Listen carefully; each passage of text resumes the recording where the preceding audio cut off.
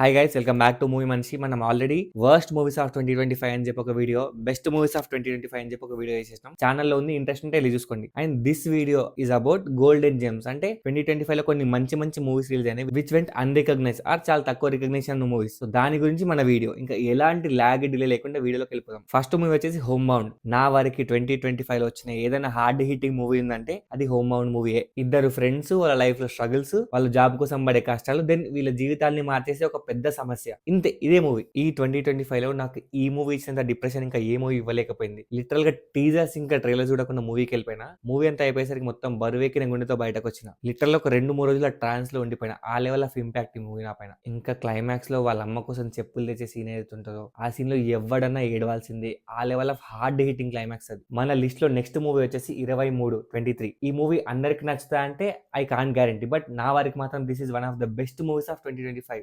గాలోస్తున్నా వానోస్తున్నా చీకటి నిన్నే చుట్టేస్తున్నా ఎగరాలే.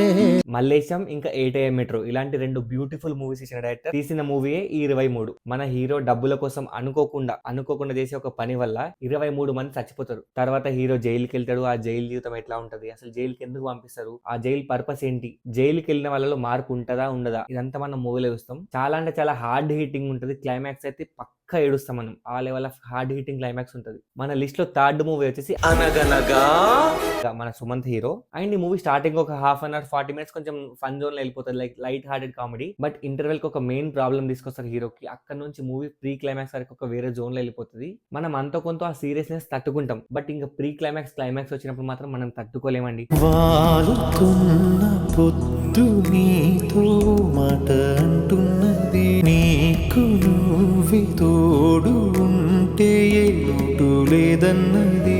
ఈ హాస్పిటల్ సీన్, పిల్లోడి హాస్పిటల్ సీన్ అయినా, క్లైమాక్స్ లో ఆ సింబా ముఫాసా సీన్ అయినా కానీ మన కళ్ళలో నీళ్ళు లాగు. హాస్పిటల్లో అడ్మిట్ అయ్యి నీతో పాటు ఉండొచ్చని తినలేను డాడీ.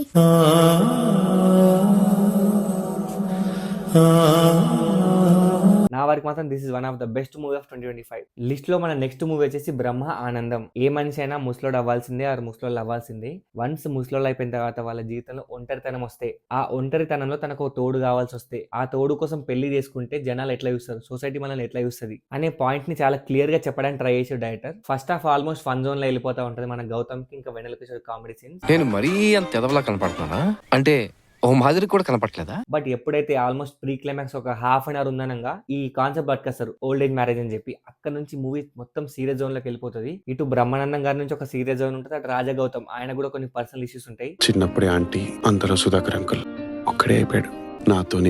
నా కోసం నేనే అన్నట్టు తెలియకుండానే సెల్ఫిష్ అయిపోయాడు. సో ఈ రెండు ఎమోషన్స్ ని ప్రాపర్ గా హ్యాండిల్ చేసిరు. అక్కడక్కడ కొంచెం కమర్షియల్ ఎలిమెంట్స్ వాడారు, లైక్ సాంగ్స్ అని చెప్పి, ఫైట్స్ అని చెప్పి. బట్ స్టిల్ ఇంత కమర్షియల్ ఎలిమెంట్స్ వాడిని ట్రై చేసినా కానీ స్టిల్ ఈ మూవీ కోర్ మాత్రం చాలా అంటే చాలా బ్యూటిఫుల్ ఉంటుంది. సో దాని వల్ల this is one of the best movies of 2025. List లో మన next movie the great pre wedding show. పైన అయిపోయిన లిస్ట్ మొత్తం ఎమోషనల్ గా కొంచెం డ్రామాటిక్ ఉంటే, ఈ మూవీ మాత్రం pure light hearted fun movie ఇది. ఇప్పుడు అర్జెంట్ గా ఎక్కడికైనా వెళ్ళాలన్నా ఏ అర్జెంట్ అన్నా. One of the simple but beautiful movies of 2025. చాలా అంటే చాలా సింపుల్ స్టోరీ పెట్టుకొని దాన్ని ఫన్నీగా ఎట్ ద సేమ్ అక్కడక్కడ కొంచెం ఎమోషనల్ గా చెప్పడానికి ట్రై చేశారు. అండ్ సక్సెస్ అయ్యారు కూడా. ఈ మూవీకి మేజర్ ప్లేస్ ఏంటంటే ఆథెంటిసిటీ అండి. ఒక రూరల్ వైబ్ పట్టుకొచ్చారు. యాక్టర్స్ పర్ఫార్మెన్స్ అంతా చాలా న్యాచురల్ గా ఉంటుంది, వాళ్ళ స్లాంగ్లు కానీ, వాళ్ళ యాక్టింగ్ కానీ, వాళ్ళ ఇన్నోసెన్స్ కానీ. బట్ సెకండ్ హాఫ్ లో మాత్రం ఒక మంచి సీన్ పడుతుంది. హీరోకి గిల్టీ అనే ఒక చిన్న ఇష్యూ స్టార్ట్ అవుతుంది. ఆ సీన్ మాత్రం బ్యూటిఫుల్ గా వర్కౌట్ అయింది. అండ్ క్లైమాక్స్ లో కొంచెం ఎమోషనల్ గా ఎండ్ చేశారు. That is very good actually. And ఈ మూవీ చూసినంత సేపు మన ముఖం మీద ఒక చిన్న స్మైల్ వస్తూనే ఉంటుంది. మూవీ మాత్రం మిమ్మల్ని ఎక్కడ డిసప్పాయింట్ చేయదు. లిస్ట్ లో మన నెక్స్ట్ మూవీ వచ్చేసి టూరిస్ట్ ఫ్యామిలీ. ఇది Tamil movie but still Telugu dubbing ఉంది. మంచితనంతో ఉంటే ఎక్కడికి వెళ్ళినా మనల్ని ఆదరిస్తారు, మనకు హెల్ప్ చేస్తారు, మనం వింటుంటారు. Just we have to be good with people అని చెప్పి ఒక స్ట్రాంగ్ మెసేజ్ ని అంతే స్ట్రాంగ్ గా డెలివర్ చేసిన మూవీ టూరిస్ట్ ఫ్యామిలీ. ఇప్పుడు స్ట్రాంగ్ మెసేజ్ అన్నా కదా అని చెప్పి సీరియస్ నోట్ తో ఉంటుంది అనుకుంటే అస్సలు కాదు. అయ్యో సరే, ఎండ పేరు జోసఫ్ కురువిల్ల ఇదాని ఎండనాడి.